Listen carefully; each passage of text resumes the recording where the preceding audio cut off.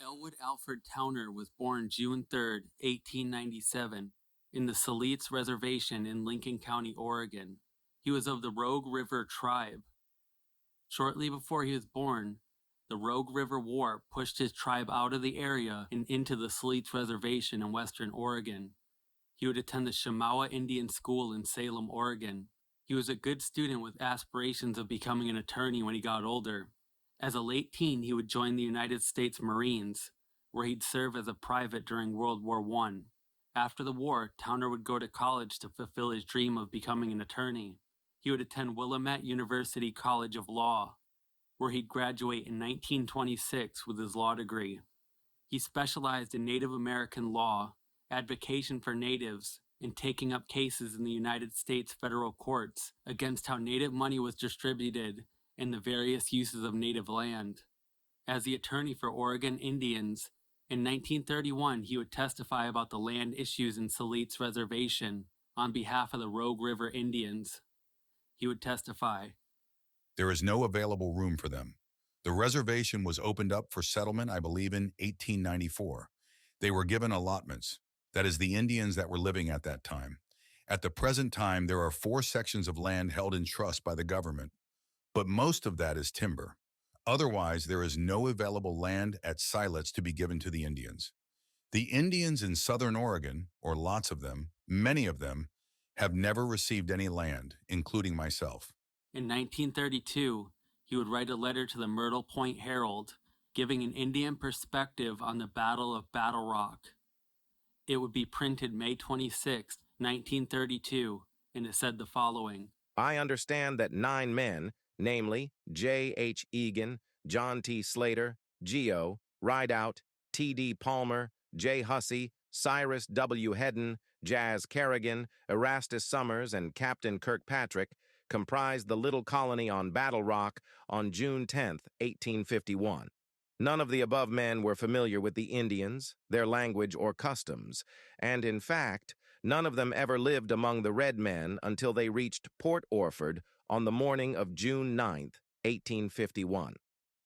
When word reached Rogue River that the Seagull, commanded by Captain Ticknor, landed at Port Orford on the above date, the chiefs of the Tututni tribes and many others journeyed to Port Orford to pay their respects to Captain Ticknor and to exchange presents with the party, which was the Indian custom with friends, for Captain Ticknor was, and always had been, friendly with the Indians.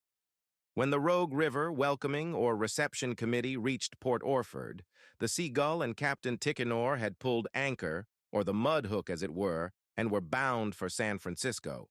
The Indians held a dance around a large bonfire on the beach as a part of their ceremony as they had done in the past, and later a group of braves, chiefs, women, and children started to the camp of Captain Kirkpatrick on Battle Rock.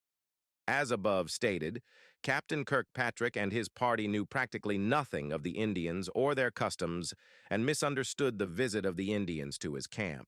And through fear and the excitement of the occasion, he and his men fired on the Indians when they were in range of the small cannon, and many of the Indians were killed, literally murdered, and that was the start of the trouble at Port Orford between the whites and the Indians. Thus the reward to our people for their gesture of friendship toward the whites resulted in murder and bloodshed among our men, women, and children, and to the present time, the property and rights of the Indians have been exploited under the disguise of religion and other agencies. I trust that many people of intelligence and understanding will pause for a moment at the historic Battle Rock at Port Orford this weekend and appreciate the Indian in his nobler sense, and 2, that they can hear that faint echo or call for justice by a vanishing race. Whence cometh our help? The government purchased all the land west of the Cascade Mountains in Oregon from the Indians by treaty, and the Indians have never received compensation for the same to the present time. The Indians, however, in Oregon did not sell their hunting and fishing rights, and they still retain the same. The Americans have broken faith with the once noble red man on every hand, and this is the part the Indians played in the tragedy of the past and present civilization. And Battle Rock at Port Orford, Oregon, to the American Indian, is a monument to the most terrible and gruesome murder among the once powerful Tututni tribes of Rogue River Indians. And this, my friends, is just an illustration of the plight of our people, and we pride ourselves on being members of a great and glorious democratic government.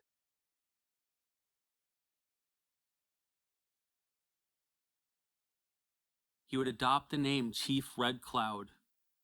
And around this time, he started hearing the ideas of William Dudley Pelley, the founder of the Silver Legion of America, or Silver Shirts. Chief Red Cloud was particularly drawn to Pelley because he wanted to free the Native Americans and lift any restrictions on them at the time. In turn, Pelley wanted to put Jewish people into the reservations. Chief Red Cloud would continue advocating for the natives, calling for the closure of the Shamoa Indian school that he attended, as he believed they should be at an American standard of education, rather than spending millions of native money into local native schools that he believed to be subpar. He was also a staunch opponent of the government's plans to build dams along the Columbia River.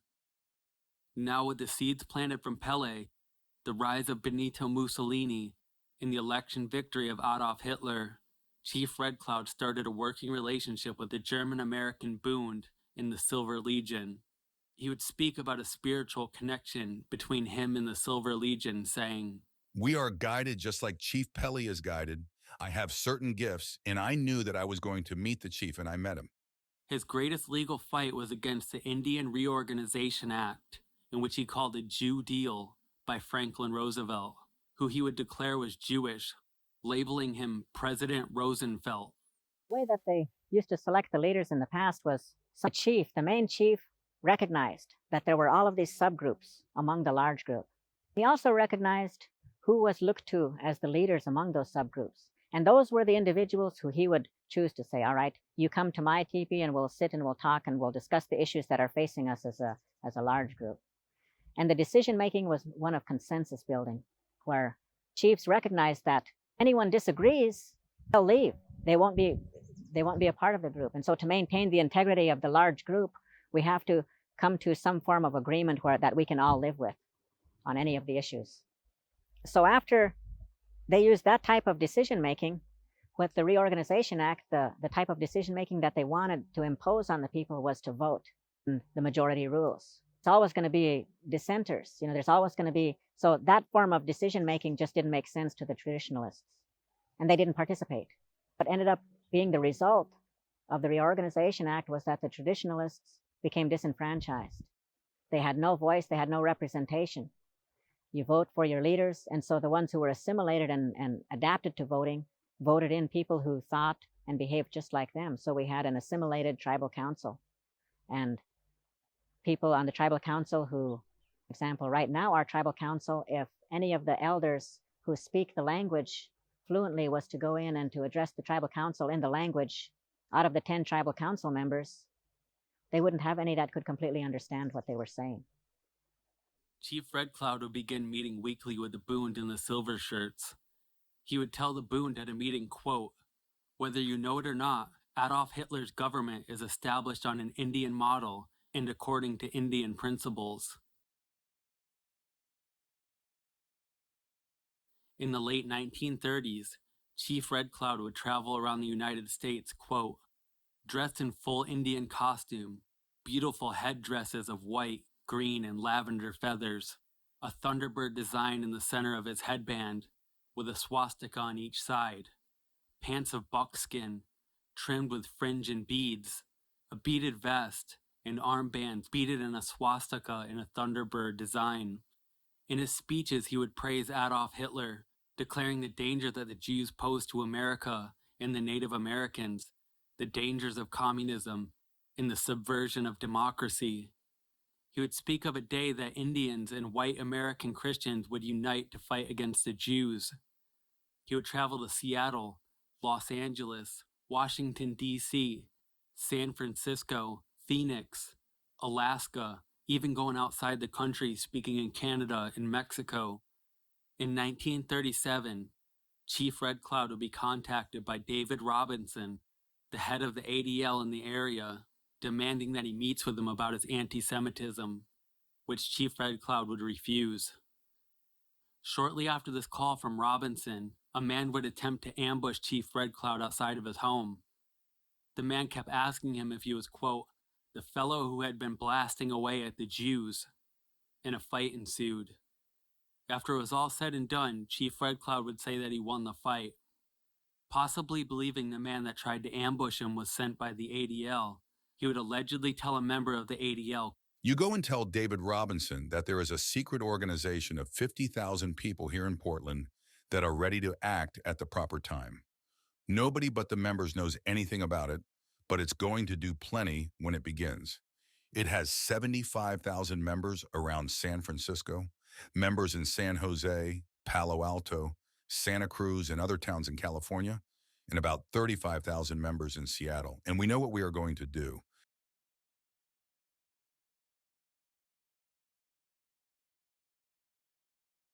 In 1939, the New Republic ran a piece against Chief Red Cloud saying that he was trying to, quote, mold Indians into good stormtroopers. Later, an ADL undercover agent would attend the German-American Bund meeting that he had given a speech at. This agent alleges that Chief Red Cloud had said, When it was all over, the Jews would be in concentration camps surrounded by barbed wire and with Indians on guard. He said the Indians would find an excuse to see that all Jews were killed, and the country and the world would be a lot cleaner. In a later speech, Chief Red Cloud would declare the Jews, quote, Chucknoggin, a Native American term for children of Satan. With war breaking out on the European continent, the United States Congress and the ADL began to clamp down on pro-German groups, including the Bund and the Silver Shirts, launching various investigations and arrests. This wouldn't deter Chief Red Cloud. Instead, he continued speaking, making his rounds at Portland schools, speaking about Native American history while donning the swastika. Local Jewish groups were infuriated by this, demanding that Chief Red Cloud be banned from speaking at the schools. All the pressure was building up on the Bund and the Silver Shirts, and now the ADL and local Jewish groups were itching to stop him. He agreed to a meeting with Robinson. Chief Red Cloud would show up at Robinson's office, where they would have a heated multi-hour back and forth. The only full recount of the meeting is from Robinson and other ADL employees. Chief Red Cloud would deny the allegations of him preaching, quote, racial hatred, and denied that the speeches at the school were subversive. He would say that his speeches and everything he believed in was in defense of his people and defending against the Indian Reorganization Act. A politician and friend of Chief Red Cloud was also there, but didn't give a full recount of what happened. He would later say that Chief Red Cloud, quote, agreed to lay off the Jews. But Chief Red Cloud would continue his speeches in meeting with the Bund and Silver Shirts, while distributing propaganda to the native population. Chief Red Cloud supported National Socialist Germany and was a National Socialist himself, but he was still a patriotic American. When the Japanese attacked Pearl Harbor, he seemingly stopped his speeches and discontinued public support for the German war effort. He would go back to living his life outside of politics and working as a full-time lawyer.